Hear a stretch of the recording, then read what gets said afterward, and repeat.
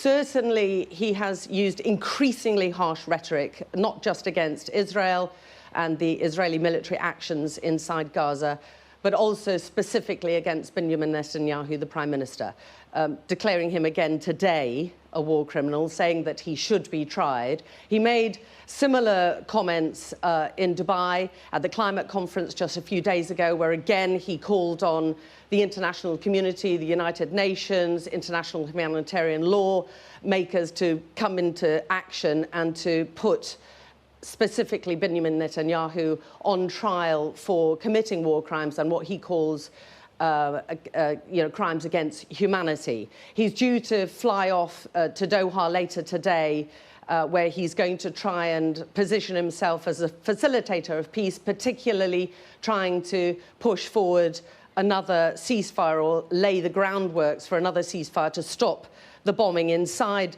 Gaza Strip. The other key question, though, that you pose is just how much weight does he carry? And certainly he carries a lot of weight within parts of the Arab world. There's no doubt about that. The Muslim world, he's a mover and shaker. He's definitely a very adept facilitator of certain things, particularly in Turkey. But remember, in other parts of the world, he himself is not considered a particularly role model upholder of human rights. He's long waged a war and a persecution against the Kurds, for instance, not just in the north of Turkey, but also across the border in Syria. So that certainly takes away part of his moral compass, if you like, and his ability to preach morals and take the high moral ground on this.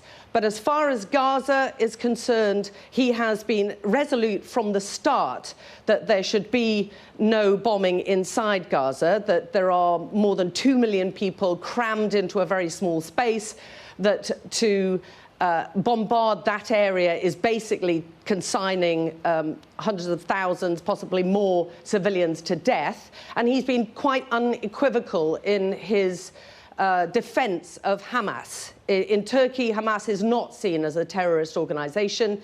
In fact, he's declared Israel to be the terrorist state, the occupier and the pursuer of war crimes inside Gaza. And he's portrayed and identified Hamas to a very willing Muslim population in Turkey as a resistance movement. So from that point of view, he does represent a lot of people's views, particularly in the Muslim world, where it's seen very, very differently. The whole approach from the Muslim and the Islamic world is seen about Israel's actions and the Israeli military actions inside Gaza is viewed very, very differently here.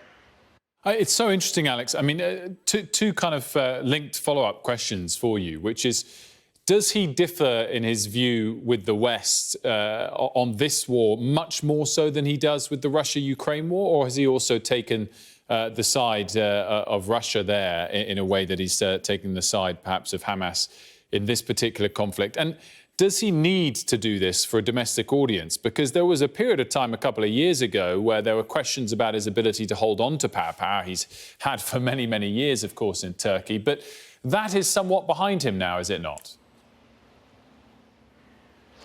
I mean, I think he definitely is straddling a very difficult situation in Turkey. They've got an absolutely rampant inflation problem here and huge growing economic problems. So he's very mindful of that. I mean, the exchange rate, for instance, against the pound is 36 at the moment. When I first came here a few years ago, it was 5. So, you know, at Christmas a year ago, it was nearly 100% rate of inflation. It's still growing almost by the day, definitely by the week. So people's pay packets are not worth as much, and he's definitely got his eye on that. But he is president of a huge Muslim country, and at the start of the ground invasion, at the start of the Israeli bombardment inside Gaza, there were quite large demonstrations across the main cities, and including attacks on the Israeli embassy and the American embassy.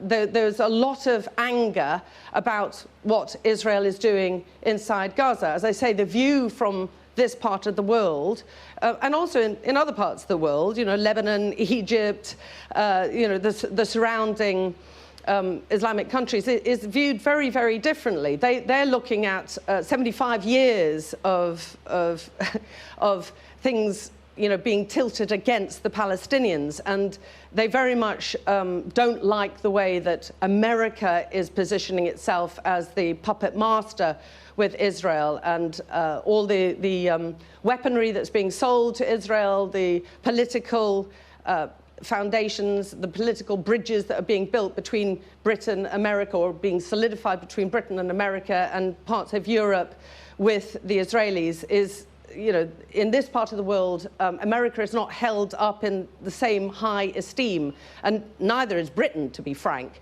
So they have a very, very different view. As far as the Russia-Ukraine war is concerned, he has tried to position himself again as fundamental to whatever goes on in this part of in this region and this part of the world. And he's you know, the